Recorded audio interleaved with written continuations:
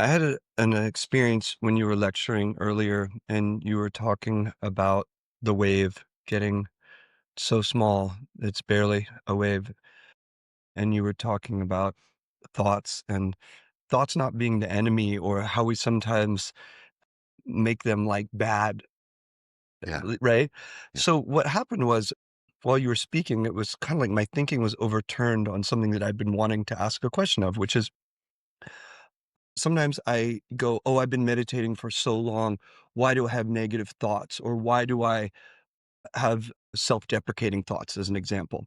But while I was listening to you, I kind of thought, well, are they really negative thoughts or am I just labeling them as negative? Because you were talking about Mm, if there's only one, mm, if there's only one, then yeah, how can my thoughts be negative? yeah. Or am I just looking at them that way? That was I wanted to see if you could speak Really, to. really good point. And we can expand it. How can anything be negative? And so then looking at a process of evolution, negativity means I don't yet have context. I don't have context. And so I used this example with somebody today and kind of told the story so many times it sounds almost like a hackneyed tale. But when I was 9, I was hit by an ambulance, believe it or not. And I got tangled up and went underneath with a bicycle and everything, smashed up my whole right side of my body, fractured my skull, and I was knocked off the family conveyor belt, which was headed somewhere. I have 3 siblings. They are fabulous and I absolutely adore them, but they're not this. So they were on the conveyor belt and I got knocked off the conveyor belt. Spent a year in a hospital.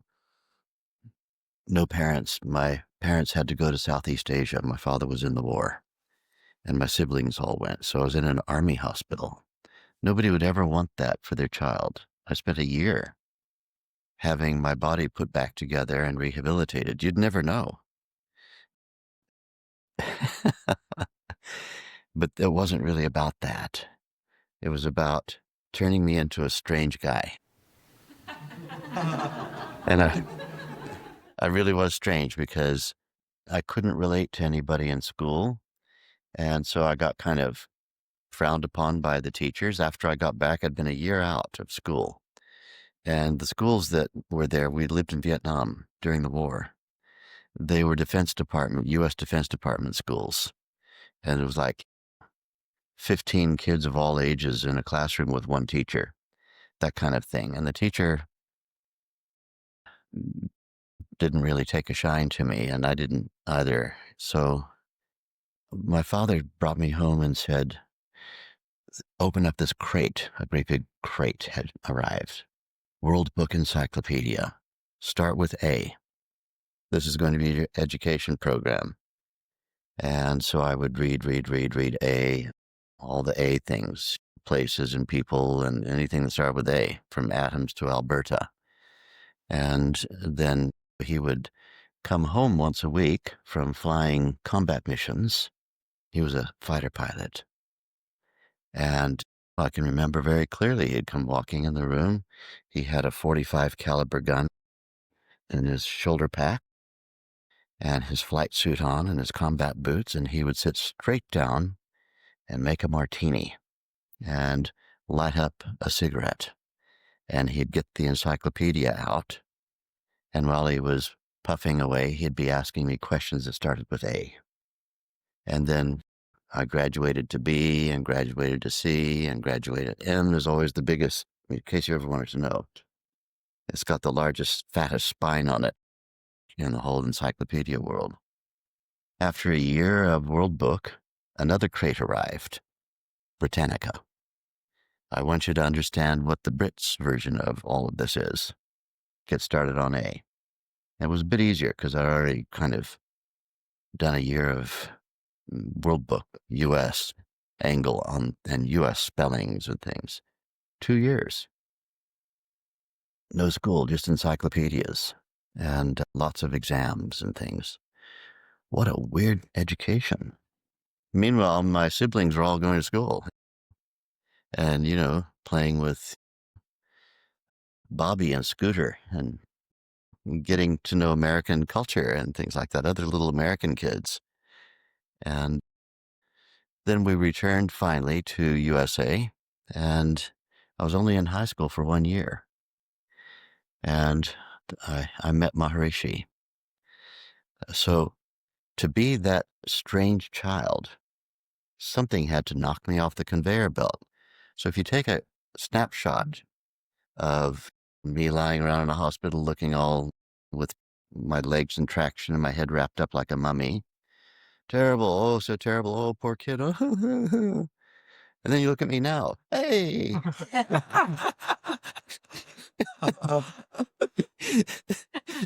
It all turned out okay.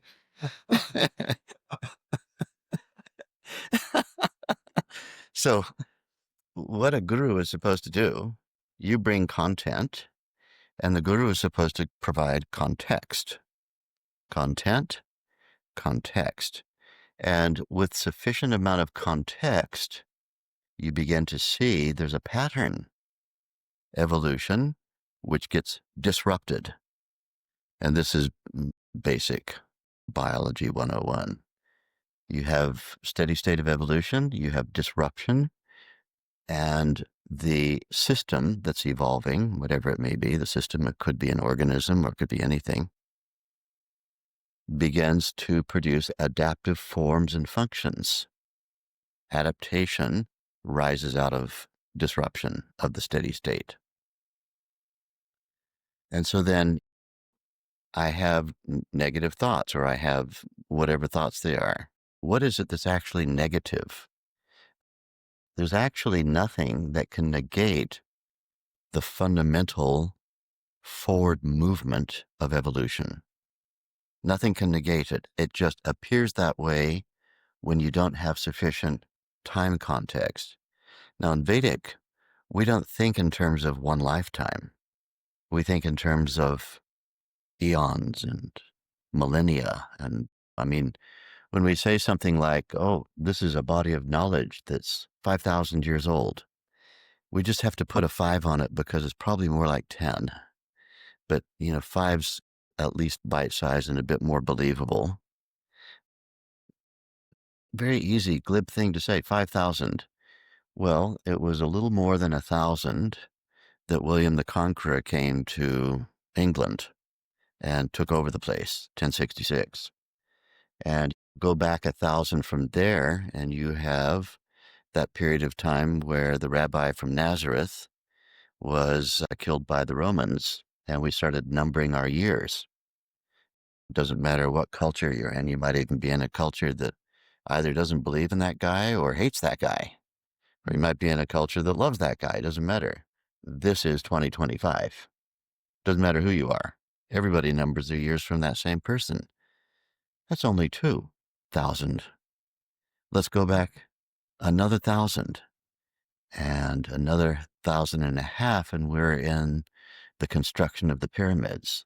Another 1,500, we're in Babylonia, Mesopotamia, and in India, we're in the Indus Valley civilization.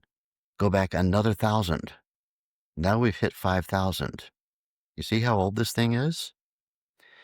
Massive civilizations have come and gone. Civilizations most people have never even heard of that lasted 800 years, like the Parthian Empire. Hardly anybody even knows who that is anymore. 800 years. The Parthians, the inventors of the Parthian shot, which has been kind of bastardized into the parting shot, that they could ride on horseback and they would feign a retreat and they'd get their enemies all chasing them. And then they would turn in their saddles with their bows and fire the arrows into the pursuing army and decimate them. The Parthians. And entire multi-hundred-year civilizations. And this knowledge was still there. Think the mantra easily, effortlessly, take it as it comes. Perhaps in Sanskrit instead of in English. Definitely in Sanskrit. It's been here for so long, and empires have come and gone. It's just astonishing. And so when we're starting to look at that size of context, you take things and large, large context. People often say to me, "Oh, it's going to be happening. Oh, the politics of this, that, and the other." I just think, when was the last time you heard anybody whinging and whining about Attila the Hun, who stacked 3 million heads, severed heads, to prove his point? Or his great imitator, Genghis Khan, who came 800 years later. No, that's all gone. Yeah, all this is going to go to. So, what's not going to go? Consciousness is not going to go. Have things got better since those days? Definitely. People often say, oh no, there's a big setback. Everything's so terrible now.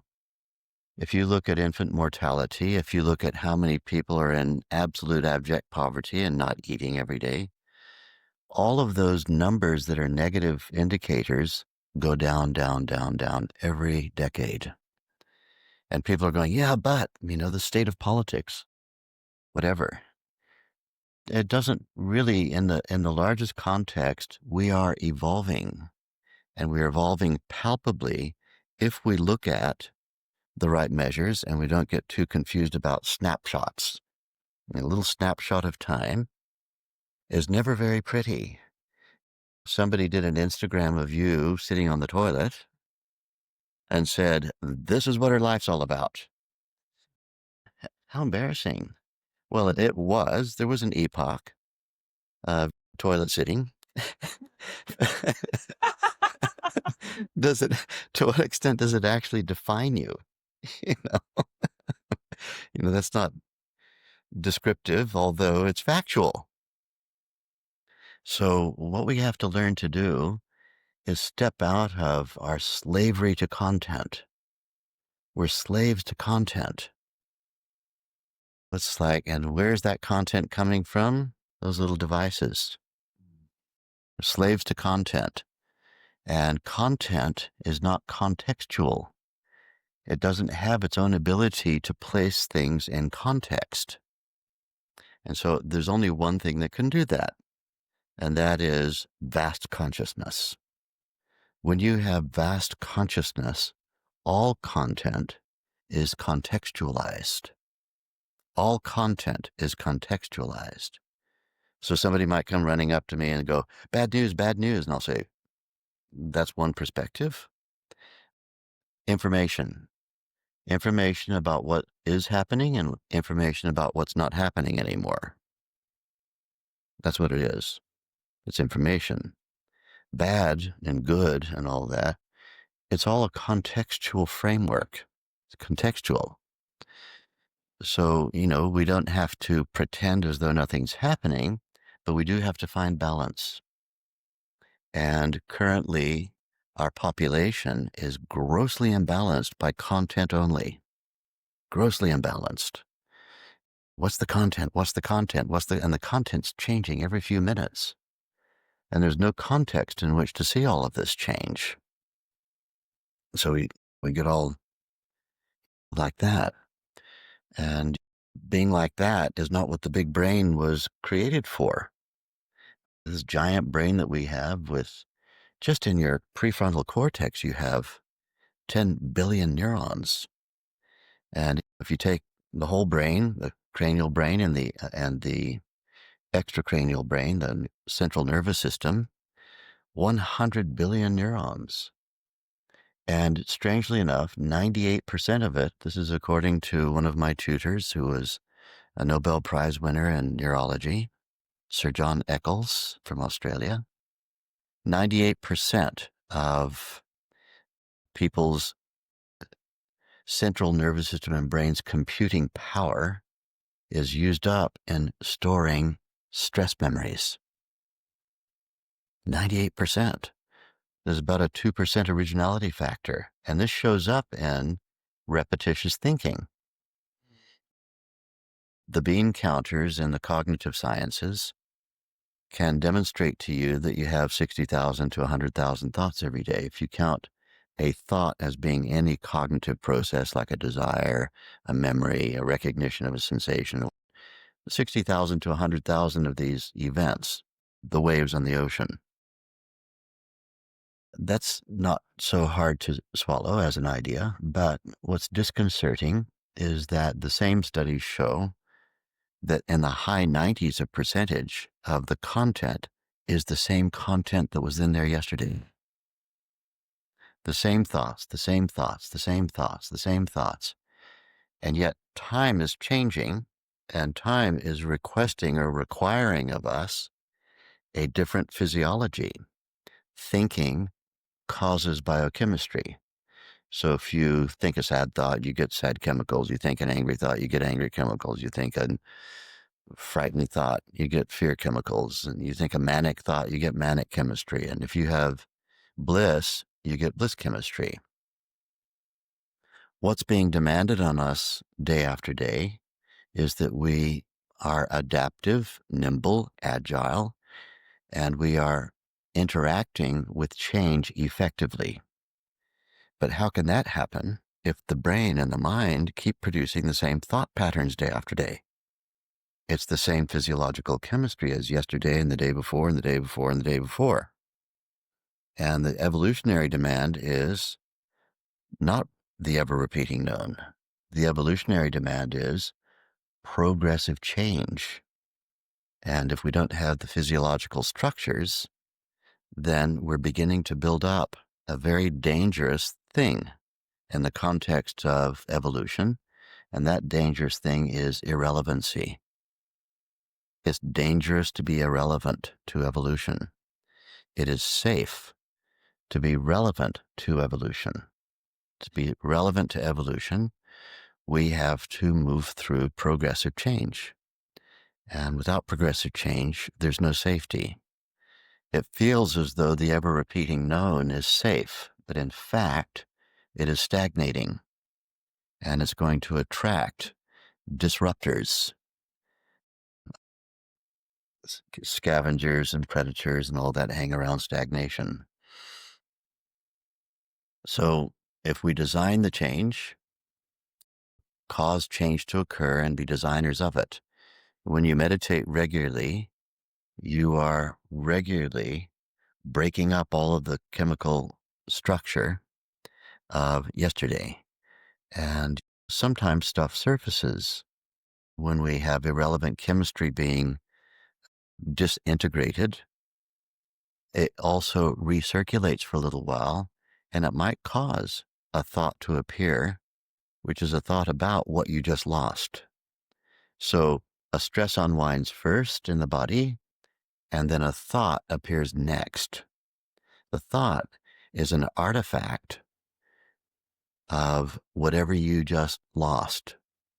And so if you have a negative thought, you're a meditator and you have a negative thought, something going past the window of perception, that is some leftover from a chemical substrate that just got dissolved. And so you let it go. If you think to yourself, oh, I mustn't think that, now it's back. You just retrieved that thing which escaped, the chemicals for it escaped, and the artifact, the epiphenomenon, which is the thought, came past the window of perception. That's the bye-bye. You're saying goodbye to it. But if you grab it and ruminate in it, including, I don't wish to have this thought. There's a negative thought, and I don't wish to have this thought. Now you're reconstructing the chemicals that had already been dissolved in your body, and you are recycling it. You're putting it back in the body again. You have a meditator body, and the meditator body is not tolerant of stress chemistry. So out goes the stress chemistry again. And here comes the epiphenomenon again, the so-called negative thought, which is it should be the bye-bye thought. But you grab it again. Why am I thinking this thought? Why am I thinking this thought? Why? And then it goes back in again, because once again, you're creating the chemistry for it. And so the shortcut is don't recycle. Negative thought comes. That's what you just lost. That's what you just lost.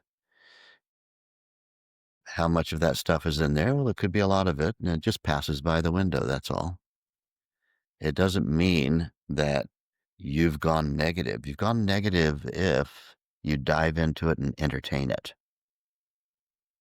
Either entertaining it, supposedly an aid of not doing it again. This is very paradoxical, having to have the thought about the thing you don't want to think in order not to have the thought about the thing you don't want to think. It's like it's just some kind of wispy smoke that goes by the window and interesting. What's next? That's all we do. Just dive into whatever's next. There's got to be some next right thing to be doing, right? And so we don't give any attention to this kind of stuff that goes past the window. It had some use once. If we got stressed about something once upon a time, then maybe it was useful to have a fight flight reaction once upon a time. Now the epiphenomenon, the artifact of that, is being dissolved. Let it go. This is how we let it go. Let it go and attend to whatever needs to be done next. So this is the meditator way of, and then these events will begin to become less and less because we are depleting the inventory of stress chemicals every day, less and less and less and less stress chemicals. And so these thought events of stress release artifacts, you're going to run out of them. It's a happy thing to have zero in your inventory in that area. And so this is what we're doing every day. We're depleting the inventory. So we're okay with it all. Negativity, something historic from the past that if it's not relevant right now, then it's what you're losing. Just let it go. It's all okay. It doesn't mean anything. It doesn't have to mean anything. We don't want to get out the psychiatry book and start looking up what does it all mean, psychoanalyze the negativity. That's the recycling thing. Just let it go. Let it go and move on. Good? Say good day.